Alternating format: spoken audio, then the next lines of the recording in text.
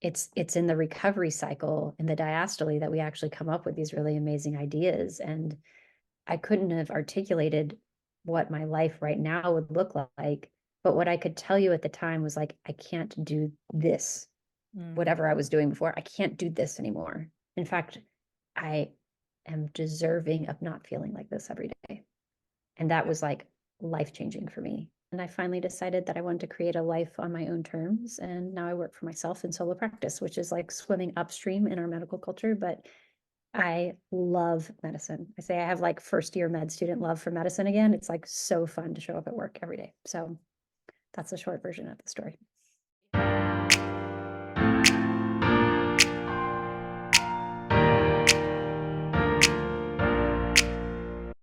Hello, everyone. Welcome back to the channel, or welcome to the channel if you're new here. We have a long-awaited guest who I've been wanting to have on since I've created a YouTube channel and known Dr. Kara Pepper. Dr. Kara Pepper is an internal medicine physician, a certified life coach, and the podcast host of It's Not Just You.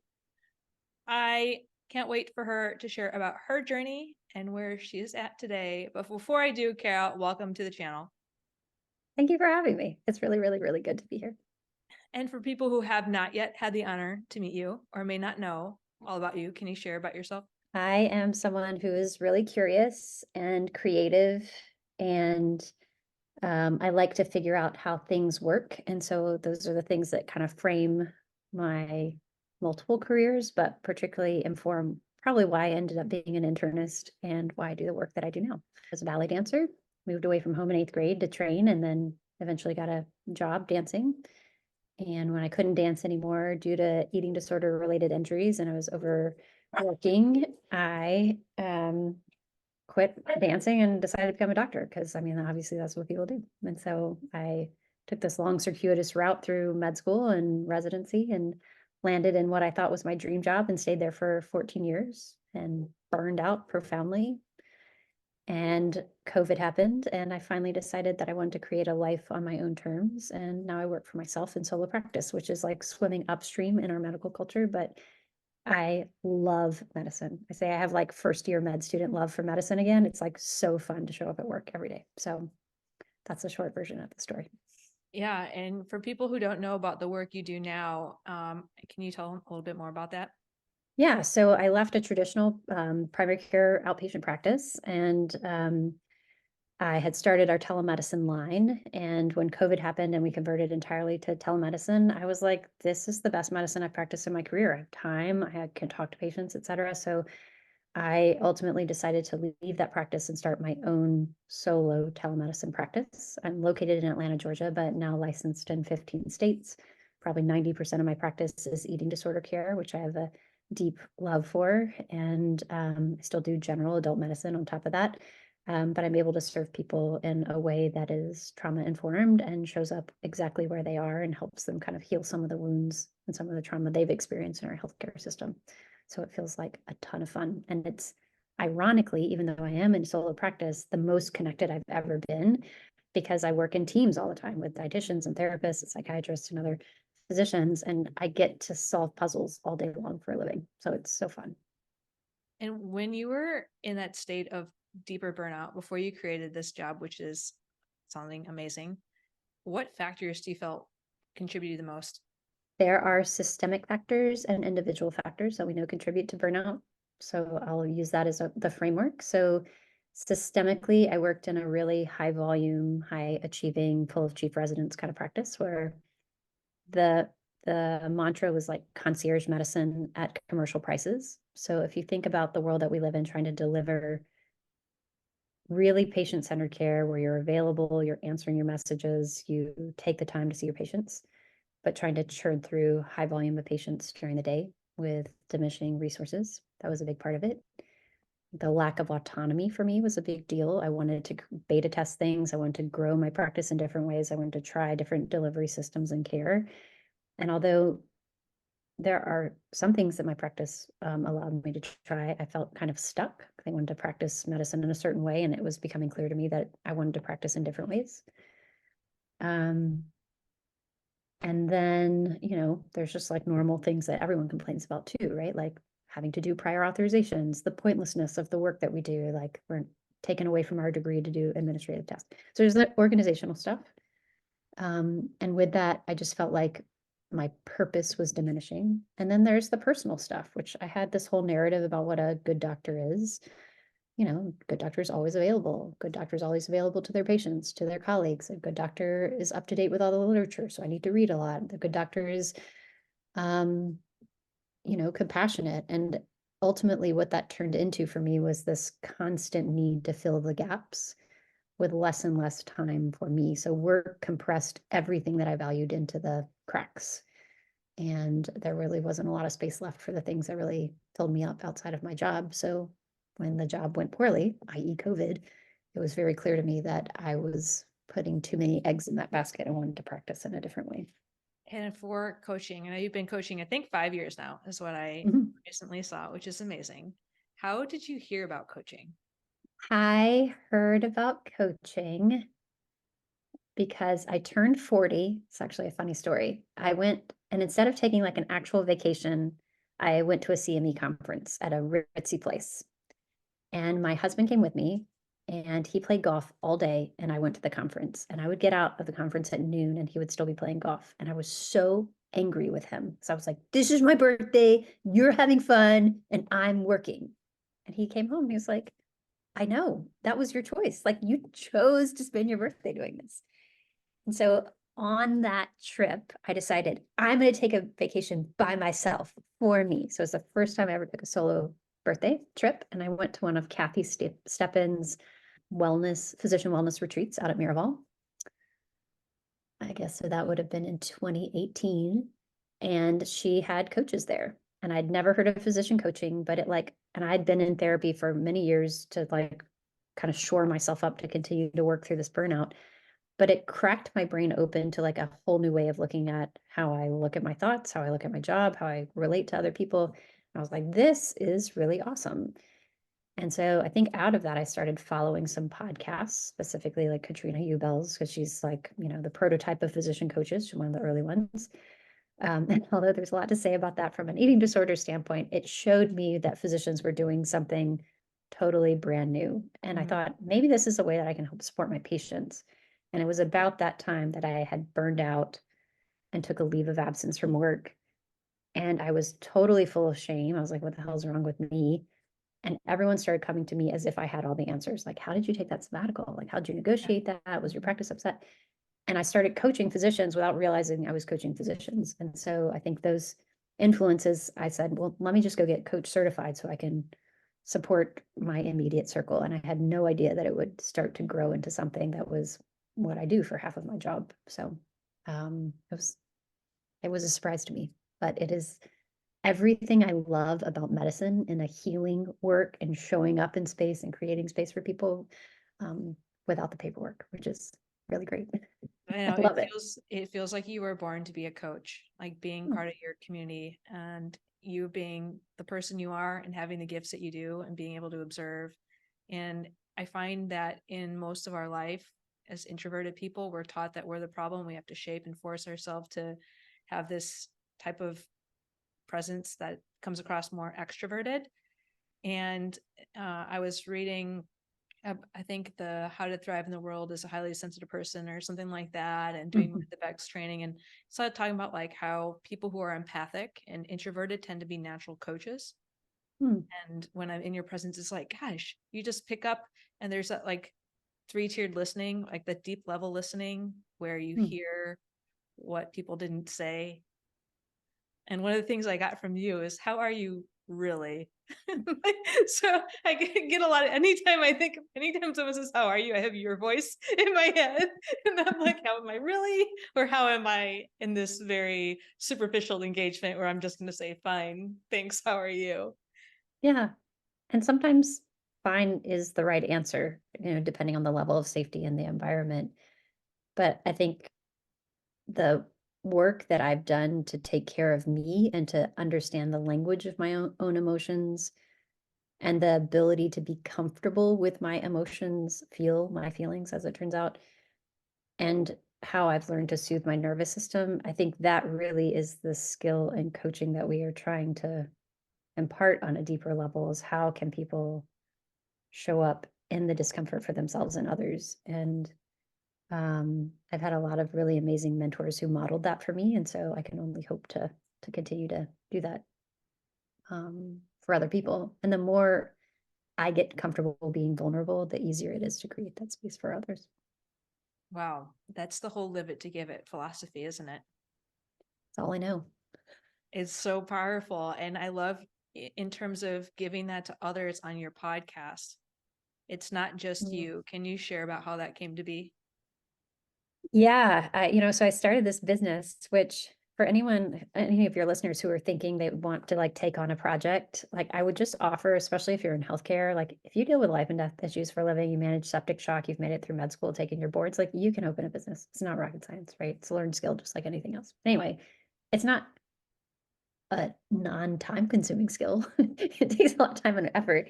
So as I was opening this practice and building it, I did not really have the time to do it, but we make time for what's important. And I just had this like deep calling to do this, to humanize our colleagues. Like everyone comes to me saying, this is the thing I'm struggling with, but they don't talk to anyone else about it. And they come to me as their physician or they come to me as their coach. And I was just like, everyone's got this story and we all are connected and people deserve to have space to share their stories and for those stories to be heard. And you were on the podcast, like really sharing the story about like how you've come full circle, really, which Yeah. I hope you talk about here in the space. And you can talk about it right now if you want, but Yeah. it's a place for people to share their stories. And it was a whisper that I couldn't ignore anymore. This deep calling to like share those stories. And so that's where the podcast got born. And so people just show up and tell their stories. And it's been really interesting because for many of them, I started putting a content warning, like, we're going to talk about suicidality, we're going to talk about death, we're going to talk about end of life issues.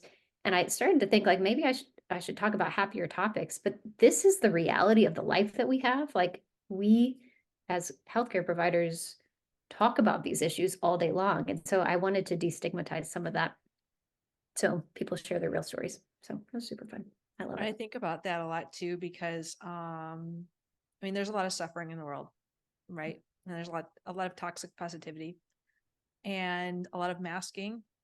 And I shared with you recently, like I was told I started to tear over a challenging conversation, and a new mentor who literally has known me for just a few months is like, if you're tearing up, I know it's painful because I thought you were Yeah. numb. I'm like, I am numb. I am so numb. And Yeah. then I talked to a mutual friend of ours, Dr. Livia, and I brought that up. And she's like, because you internalize everything. Like, because we're taught we have to internalize things and look like we're fine. And what happens then for you work with people with eating disorders, I've shared I have an eating disorder multiple times on this channel and in writing. I find that because when we internalize, it comes across with substance abuse, eating disorders, workaholism. It's because we've internalized all these things.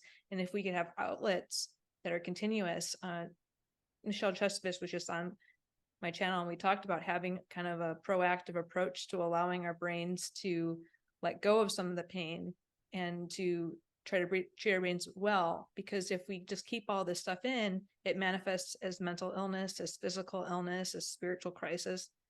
And for me, I think that's where the eating disorder really ramps up because it's just too much. And I don't know how to allow it to come out because we've been taught for so long to keep it in. And when you were just saying about my story being on your podcast and why your podcast was so deeply meaningful is because I remember those days back in 2014 where I felt so alone. I looked around and no one was talking about burnout Yeah. Yeah. or moral injury or anything. And like, Yeah. when I was on call and I looked at my upper level, I'm like, do people get suicidal on call? Because every time I'm on call, I just, no matter what I do, thought work, I just keep going into this dark place. And she didn't say anything to validate that other people were struggling. But the Yeah. next day I was in my program director's office because they at least shared with him that I needed help. And I was feeling more guilty, more ashamed. I got the whole depression thing stamped on me. And Yeah. I identified with it as like, I'm broken. Yeah. I can't cut it. Yeah. And that guilt and shame. And it took one surgeon told me that she could relate to me, and it took her voice to create enough space for me to then continue to get help and then eventually leave. But from 2017 to 2022, I was isolated in guilt and shame and not well. And it got so devastating for me that I just thought, writing on Kevin MD, nothing, like, it can't get worse than where I'm at. So I'm just going to let this go with no expectation. But then I finally could see how many people related to that story and the power of vulnerability. And so your podcast, for people to just hear that they're not alone, I find it to be life-saving. Yeah, that's right. That's right. I mean, the truth is I spent my entire life trying to escape from those feelings of like loneliness, shame, and failure, right? The things that felt so absolutely unbearable for me. I started smoking a pack of cigarettes a day when I was 14, and then developed an eating disorder, and then I became a workaholic, and then I started over drinking.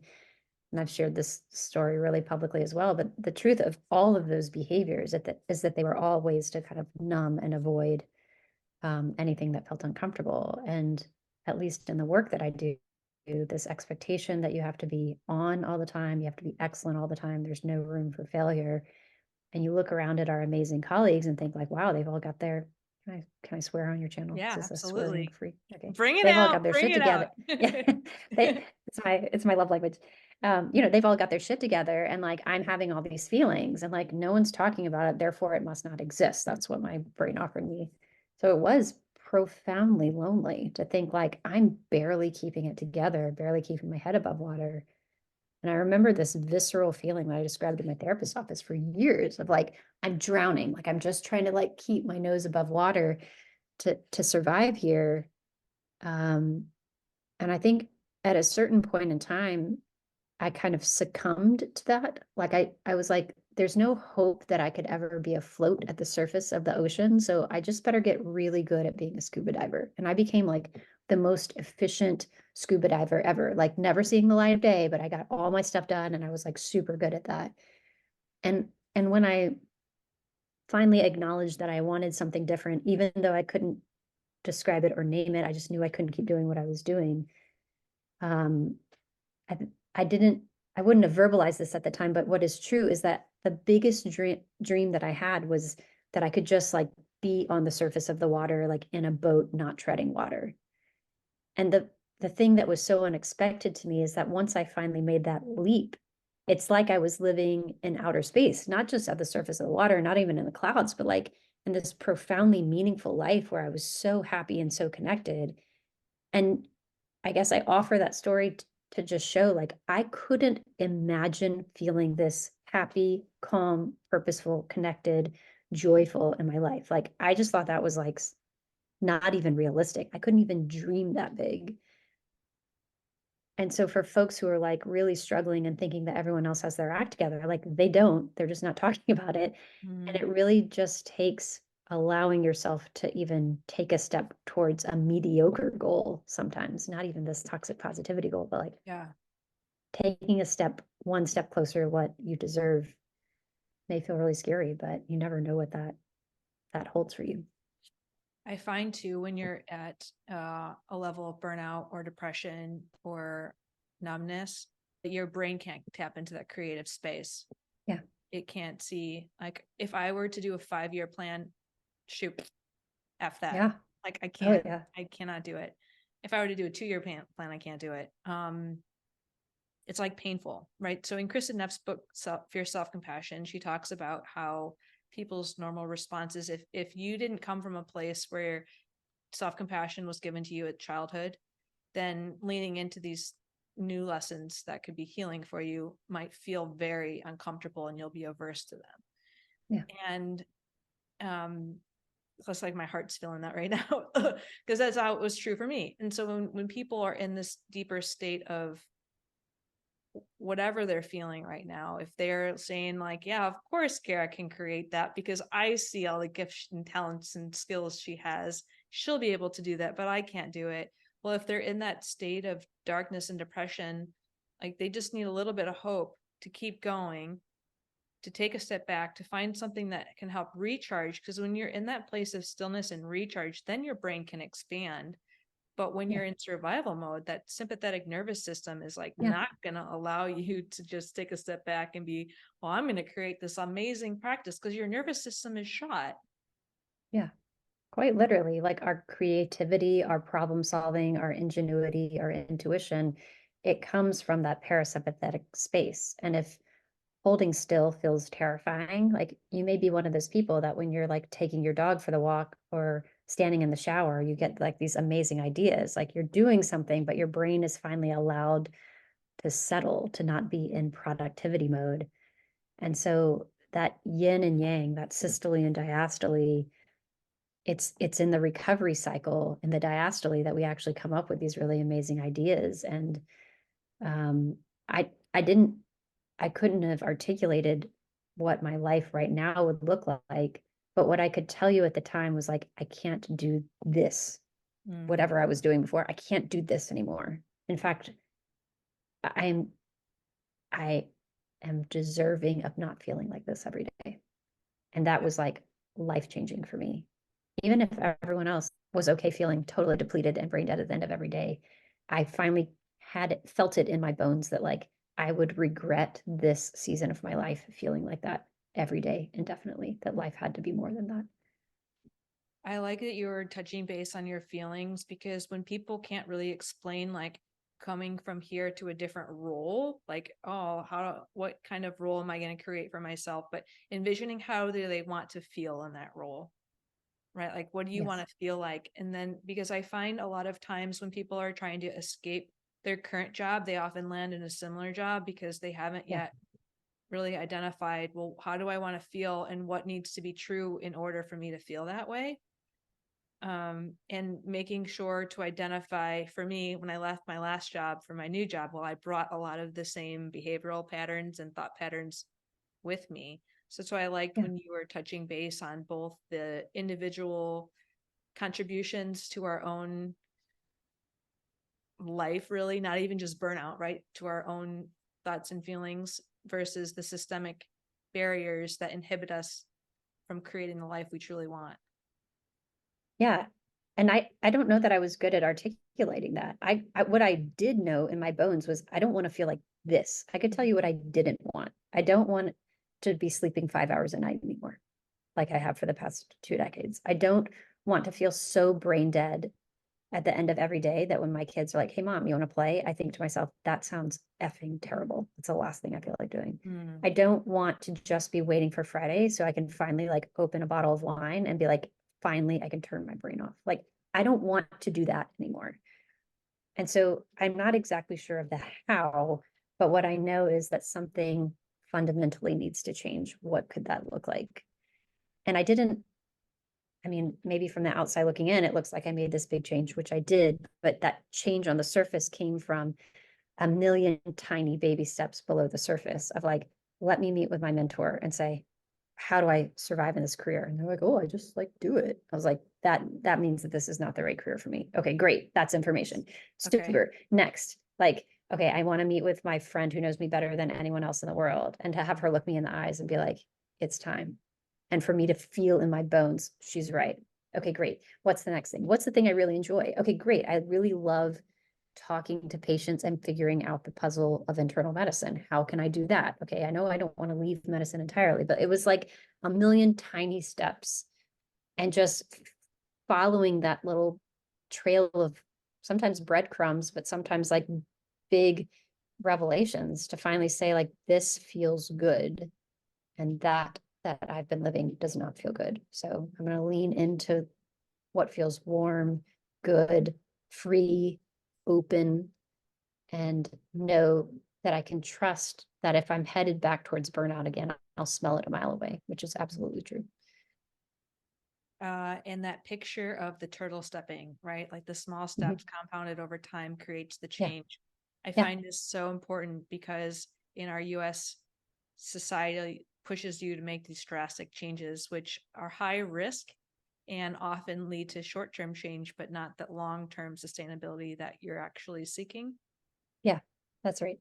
Like there wasn't like a big moment where I had like a lawsuit or a big thing. Like the way I knew it was time was those small conversations that had happened over time. But we were in a after hours, of course, office meeting to talk about how to put in smoking history in our EMR for like the 20th time we've had this conversation, right? And there's EMR was a problem and the communication was a problem, et cetera. And in hour two of the meeting, I thought in myself internally, I was like, I can't do this anymore. And not that I can't, I won't do this anymore. Like this is my life. Like my family's waiting for me for dinner and we're talking about smoking cessation again to appease an EMR. Like, okay, I know something I cannot unknow anymore. Oh my gosh, I totally relate to that. It becomes the catalytic event. Yes, that is exactly it. And it was a totally internal revelation. No one on the Zoom screen would have known it. I showed up at work the next day doing the things I'd always done, but like I couldn't unknow that I needed to make some big change. And not I need a vacation. I'd already taken a sabbatical. I'd rearranged my schedule a million times. I'd created alternate revenue streams in my practice. I'd done all the things. And I think it took doing all of those things for me to finally be like, it's not this. I have to do something different. So that was what did you call it? Catalytic Event. converter. Yeah, catalytic converter. Catalytic event. Yeah, Yeah. but you prepared for that catalytic event. So then when it occurred, you were ready in terms of gathering the information, maybe not ready to make the change, but prepared to accept and honor that information was kind of the cherry on top. Yeah, well, we talk I mean, for me, I was so afraid of being a failure or feeling the experience of failing. And all of those events leading up to that, I may have been like, well, this didn't work, this didn't work, this didn't work. Maybe I'm the problem. That's what I kept telling myself. But it's because I'd done all of those things and failed. And for your listeners, I'm doing really heavy air quotes here. Like they're not failures. It was data collection. It was a way for me to point back in time and be like, I've tried all of these things. That's how I know I have to do it differently now. I've tried overworking. I've tried, changing my schedule. I've tried having a sabbatical. I've tried asking for help. I've tried doing all these things. That's how I know that this is the next step for me, which is to make something more profound change. I think redefining failure is important. So how would you define failure right now in terms of authentically in your life? Everything is just data collection, every bit of it. Like failure, when we internalize failure, it's I am a failure. I am failing. As opposed to saying, I tried something that didn't work or didn't give me the results that I want. Isn't that interesting? What can I do with that information? Right. Often for like new grads, I'm like, tell them what you're looking for in a job. Tell them you want to work. I don't know. Let's give a quote extreme example. I want to work 1 day a week with $500,000 pay and, full benefits and a pension. Okay. Like by telling people that, they know exactly what you're looking for, and you may get 100 rejections. Arguably, many places will not employ you with those criteria, but there may be a place that does that. And so all of that is data collection for you to help figure out where you belong. And when you are aligned in the place that wants you and needs you, it is synergy. It is amazing. It's a relational fit. And so understanding what you need and being self-honoring enough to say, this is what I'm looking for, I think is really helpful. And for me to say, I can't do this here anymore. I've collected all this data. That's how I know. For me, that was really life-changing. I would define failure very similarly, meaning failure to me would be not being true to yourself. Like failure to me has lost its meaning in terms of an outcome that didn't meet your goal. Like to me, like, oh my gosh, how much I was thinking back to how many times like we felt even a 99, right? Just the gap. If we could identify the gap of which you did not meet. Or I had this one huge project in dental school that was like waxing up all of the teeth in the mouth. And it took a long, long time. And they had to come together like normal dentition. And I'm not very artistic. So the people who did well with that were the ones that were more artistic. And I tried really hard and I didn't get the great grade on it. And I thought, to me at the time, I remember staying awake all night after I got that grade back, thinking like, I should just quit. I am not capable of anything. I am worthless. And I did quite well in dental school. So there were a lot of other grades that could have made me think differently. And I could have used that as evidence of my brain giving me something that wasn't true. But I know a lot of times we talk about our human brains focusing on the negatives, but it's very easy to negate all the things where we showed, hey, look, I tried that before, it didn't work, and I survived, and I overcame, and I became stronger. Whereas I think the United States education system sets us up to really perseverate around the grades, because we're taught we need to get good grades in order to make the next step, in order to make sure that no doors close. And then there's this scarcity with competing with others because there's not enough. Like medicine's a great example. Match is happening right now. Well, there's not going to be enough spots. So then we get this mindset that if we're not good enough, we won't get this next role that we have been working for our whole life. I think we just get so lost amongst all those pressures. Yeah. What feels like the tangible thing that can be measured, right? And what you're suggesting is that the real success in that quote failure of not getting the grade that you wanted was that you figured out how to work hard. You learned how to do things that you weren't particularly good at, but you could keep showing up and trying over and over again. You could trust yourself that you would do the best that you could, even if things were bad. But like, I think about like all the people we've dated in our lifetime. Like, I'm so glad those relationships failed. So profoundly glad they failed. Like, I can't imagine my life, right? And so I think that the goal is to extrapolate performance and productivity from worth. They are two totally different things. And so it softens the sting of failure, because when failure stings, it's really because there's shame mixed in there. But if you're just like, this thing didn't work out, no big deal. Or this thing didn't work out, thank God it didn't work out. Thank God I'm not married to that person that I dated 20 years ago, right? That feels very different. What does it take, do you think, to separate worth from your outcomes and achievements? That is a really good question. I'll see if I can do it justice. So part of it is recognizing that it is a totally optional thought, that it is not based in fact, but that we are taught very young that there's a way to measure our worth based on productivity and performance. And that you have the ability to decide if you want to believe that or not. And if you are someone who truly feels the emotional ebbs and flows based on your performance, that's information. It's just worth saying, is that how I want to live? And if I was on my deathbed, would I look back at this season in life and be like, I'm so glad I spent the time towards this effort? Or would you be like, who cares if I made a B? Or who cares if I didn't see an extra patient that day? Or who cares if I didn't, sign up for that additional unpaid committee? Because what really matters to me is X, Y, and Z, the people, the purpose, whatever. And so starting to tease away what our brain tells us about that, and to look for the things that are really meaningful to you and what will matter to you on your deathbed. It's the deathbed metric, I think, that is particularly helpful. Yeah, I want to. And it's hard, right? If everyone around you, I'm thinking of like that average like pre-med student or med student who like, that is their life. They are studying all day long, right? And everyone's being measured against each other. It can be a real challenge to untangle that.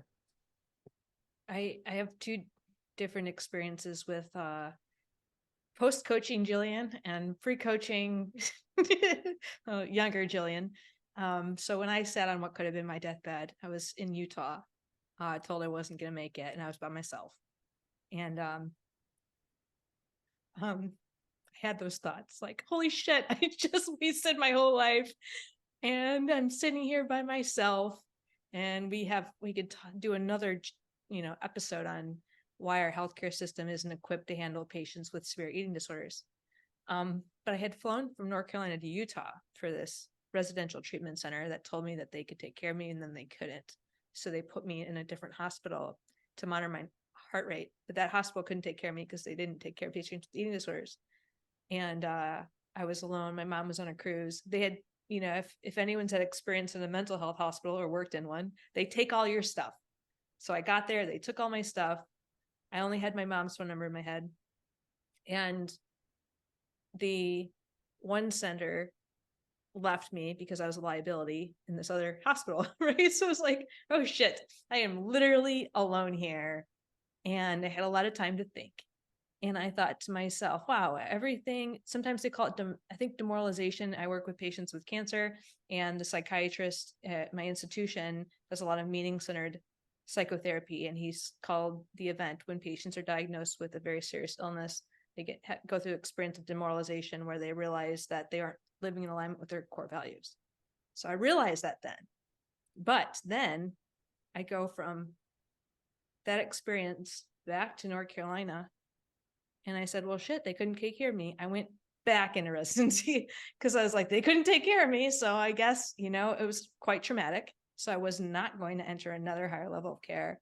But I hadn't given myself permission to get above the water of which you were talking about, because I didn't know any other way.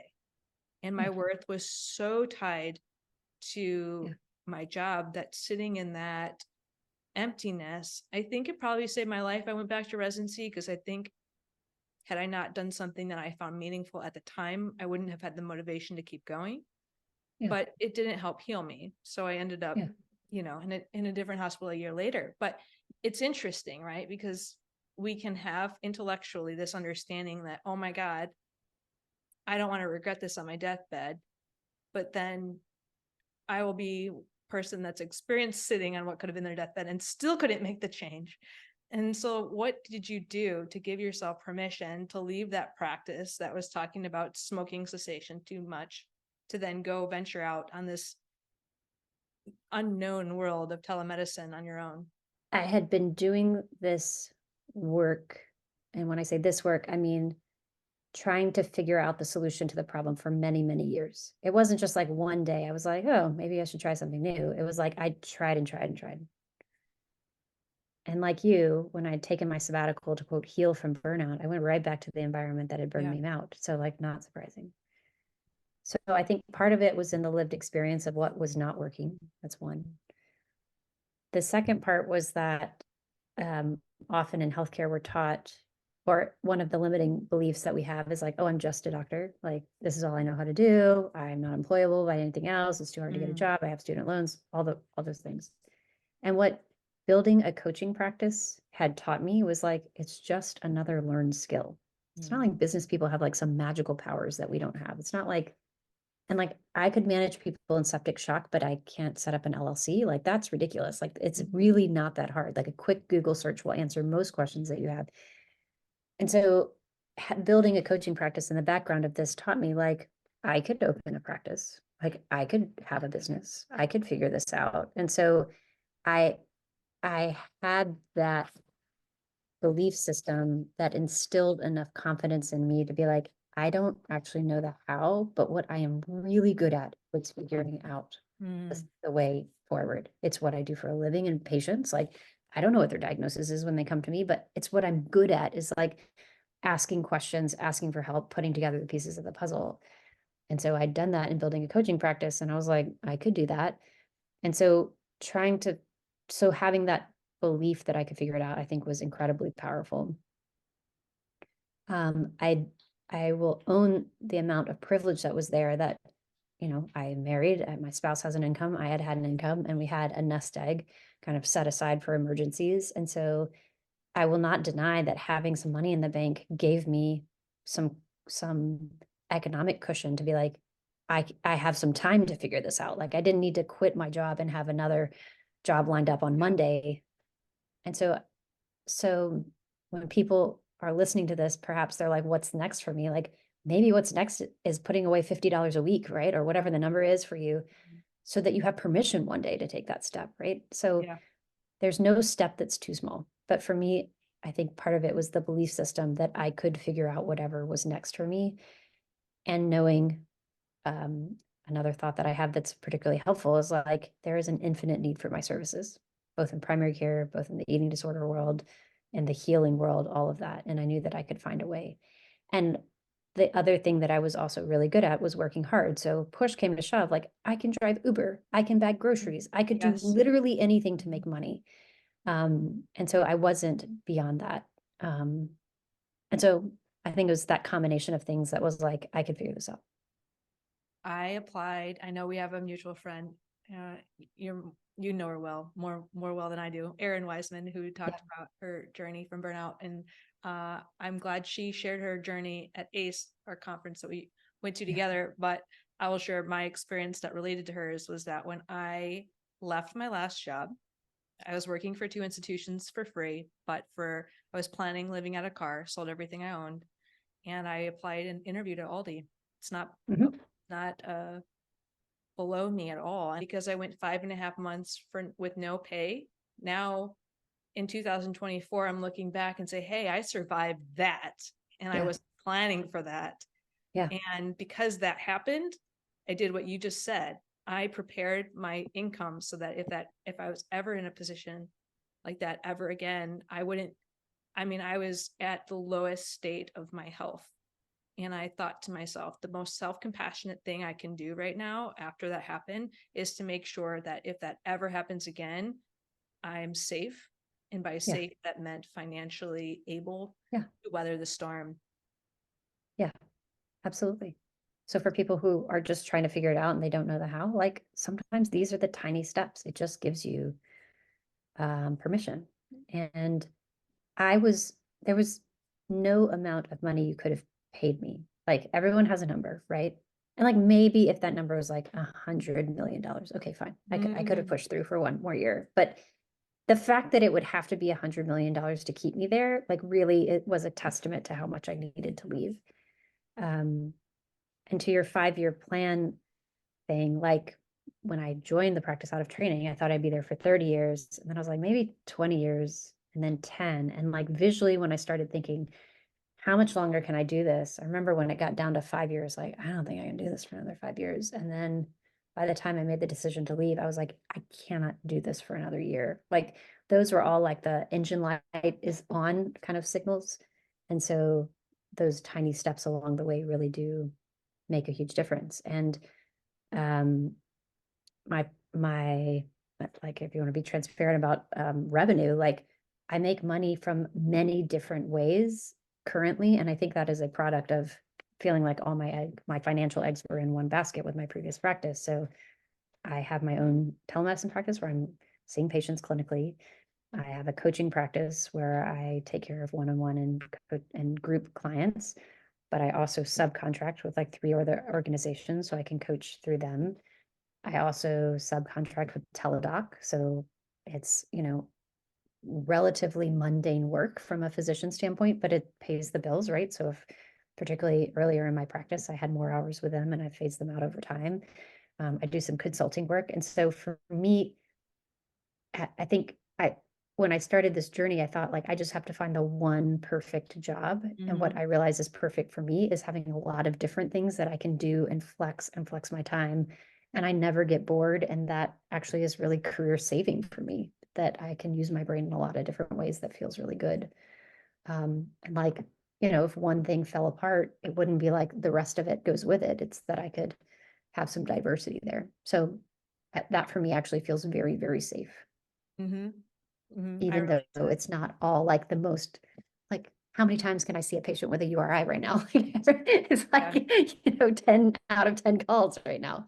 Yeah. And also it's stability, and that is health. Financial stability is financial health, right? Yeah. It's fascinating because my boss asked me why I have so many jobs. I was Mhm. like, Yeah. well, if Mhm. he's like, well, I get judged. He asked in a very judgmental way, but I've already read Humble Inquiry and the Power of the Art of Gently Asking instead of Telling. And Mhm. I, to hear you say it, it's like, of course I do. Of course I have a lot of different jobs after Yeah. you've been through what you've gone through. And I find that being an employee in a W-2 position does not feel safe, especially if people go on the channel. We have Dr. Stephen Llewellys, who talks about being let go without cause. And he's, a dermatologist and had excellent reviews. And like, we just need to have our own back, and having our own back looks like having multiple different income sources for many of us. Yeah, that's right. And to be clear, I'm not working 100 hours a week doing all those things. It's all a little bit of different things that I could up or down regulate if I wanted to. So I can imagine hearing the story and thinking, well, wow, she's going to burn out again. But it's very intentionally crafted so that I don't have to overwork in one job and burn out again. Yeah, I like it. It's like you got the thermometer and you can Yeah, increase, decrease whenever you want. that's right. That's right. On purpose.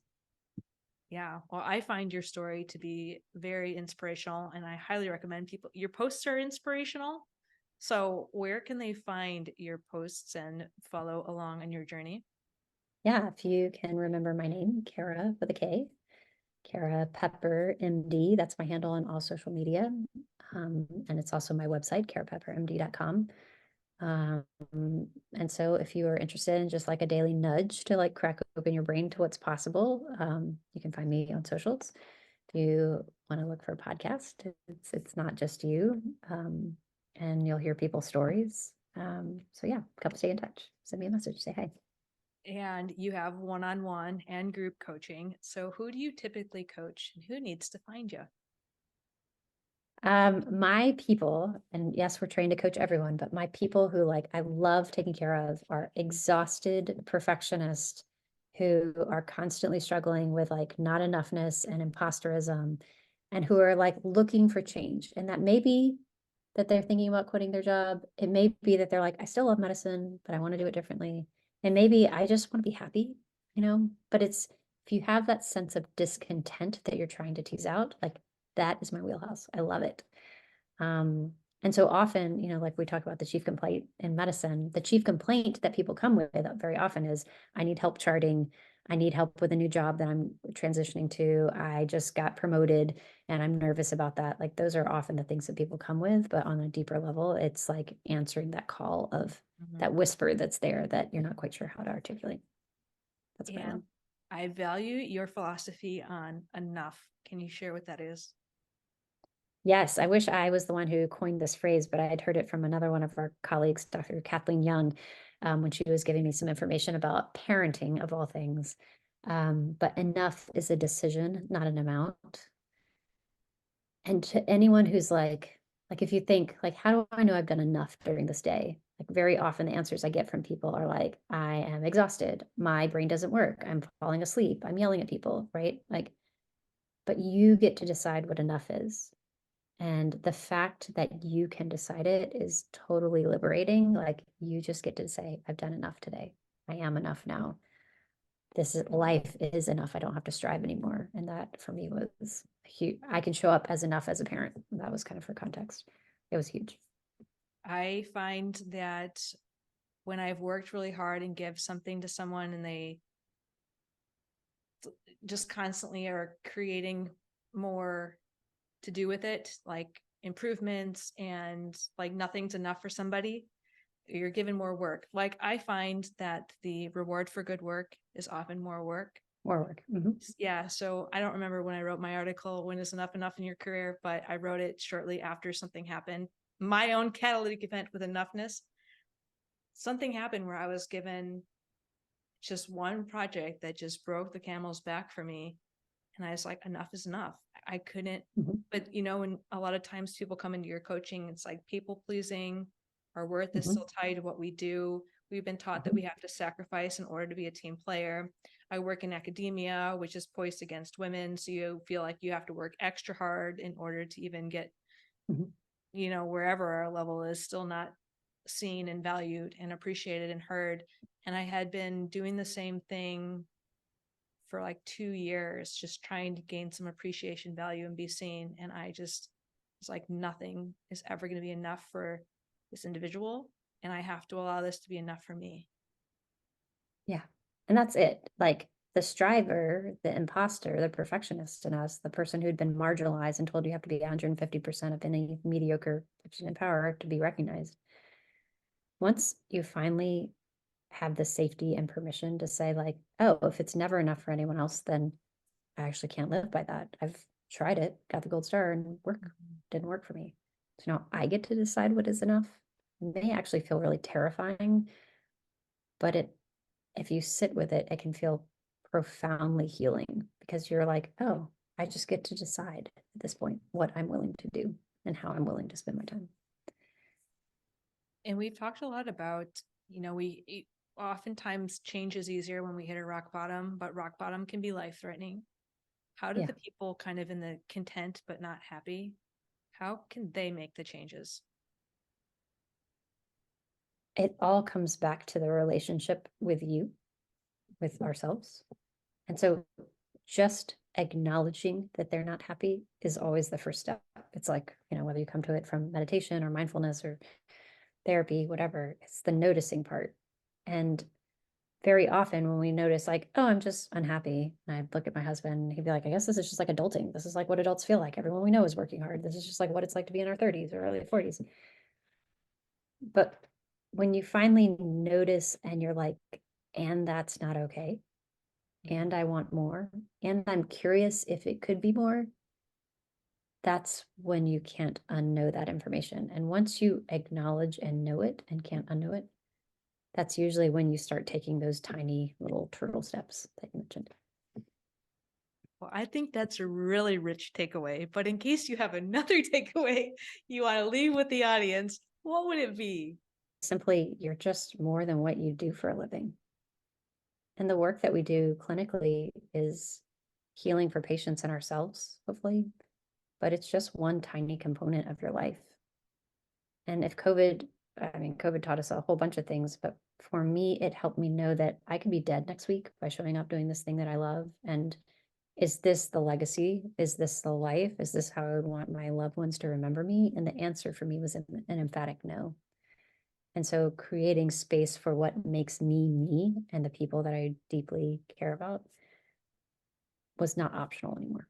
I needed set space for that. So you are more than what you do for a living. And if you don't know who that person is, this is a really good sign to start to figure that out. Wow. I appreciate that takeaway. Well, thank you so much for joining me today, Kara. I'm going to make sure that I have all of your links down below so that people can find you. Thank you. Thank you for having me. Thank you for having the space. Thank you for using your life as an example of what is possible and that there is always hope, even in those really, really dark times. And that hopefully this channel can hold hope for people until they're ready to hold it themselves. I hope that this community and this discussion helps people to see that there are others that they can find that share their values and that they're not crazy. And then, of course, it's not just you.